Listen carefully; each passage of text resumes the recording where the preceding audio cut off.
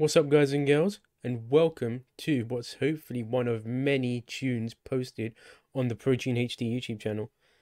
This one seems to be a fairly requested one after my last video blew up with over 30k views as of the time I'm recording this, so thanks for that and I appreciate that very much. Most of that video was recorded over on my Twitch channel, so if you want to go and follow me on Twitch at Protein HD, we just fuck about and just have fun on different games and do some Stream Raiders and some Pokemon community game, along with the main games like Gran Turismo and whatever I feel like playing at the time. So without further ado, let's get into what the setup is on this RX-7. So for the parts you'll actually need to buy, obviously you want racing soft tires, you want the fully customizable suspension, diff, and racing transmission. Then you want your fully customizable ECU, high RPM turbo. All of these parts come with the engine. Some of them you can't actually put on. Carbon brakes and racing brake pads just to slow you down properly. Clutch and flywheel racing.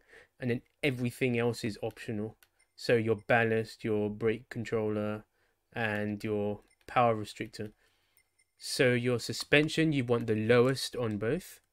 Then you want highest anti-roll bar settings, highest compression, lowest expansion, natural frequency both on 1.9, camber on 2.5, and no toe.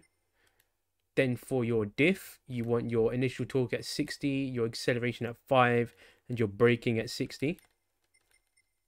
Then for your downforce, I've put all the way down. This will depend on whether or not you've got your front bumper and your rear splitter and obviously a spoiler in it. Logically, it would make sense that the lowest downforce means less drag and higher top speed, but I haven't actually tested that out if that's the case yet. If that is the case, you can let me know in the comments if you already know the answer to that. Just educate all of us at the end of the day. Then your ballast obviously is on whatever. Power restrictor, didn't even buy that. So for the transmission, you want to do what's known as a transmission flip. So what you do first is obviously you reset your transmission. And then you'd want to go to manual adjustment. Final drive all the way up. Top speed to 300. And this is in kilometers now, not miles an hour. Then you want to put your gears to the following settings. You want to put your first gear to 1.88.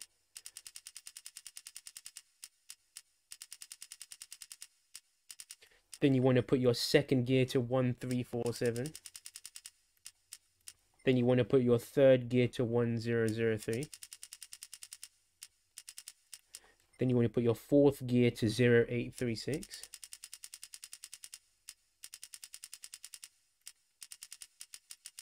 Then you want to put your fifth gear to 0785. And then you bring your final drive down to 2.905. Sorry, not 985.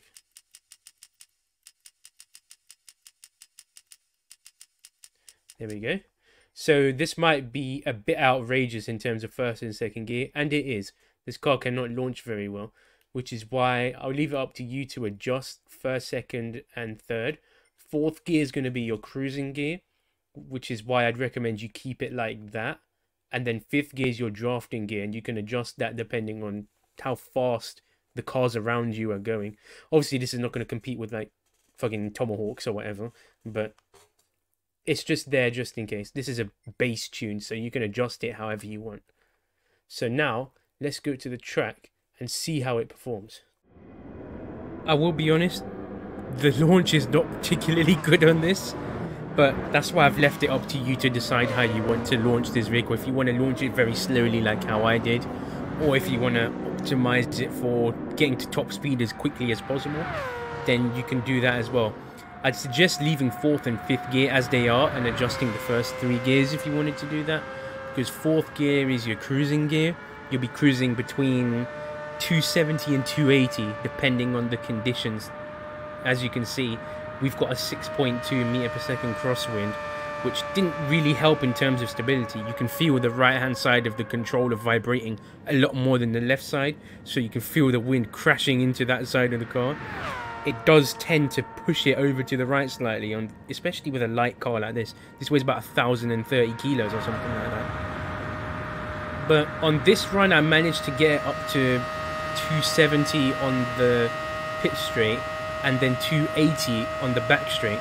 So I figured that's quite weird as well, how the two sides run completely different top speeds. Even with the downhill stretch on the pit straight, it's a bit strange that I couldn't match the flat on the back straight. So I figured that was quite strange. But then again, this Root X has some sort of weird physics where the top speeds you get are very inconsistent. Like with this exact same tune, I reached as low as 270 with NOS and as high as 306 with NOS, and I think we almost hit 312 with slipstream from a Tomahawk. So it's very, very inconsistent, but I found a tune that I'm happy with. I'll try and optimize it a little bit more as the days go on, so I can see, as we find out how the physics work in this game, so we can see how fast this thing can actually go. And then hopefully, if the RNG gods are on my side, we'll get a carbon prop shaft and the ultra high turbo for this, and we can see how fast this can really go, which will have well over 1,000 horsepower, and we should be able to get at least an extra 5 miles an hour on motor. But here's the back straight. As you can see, we haven't even hit nitrous yet. So towards the middle of the straight here, we will hit nitrous, and we do actually hit 300 miles an hour.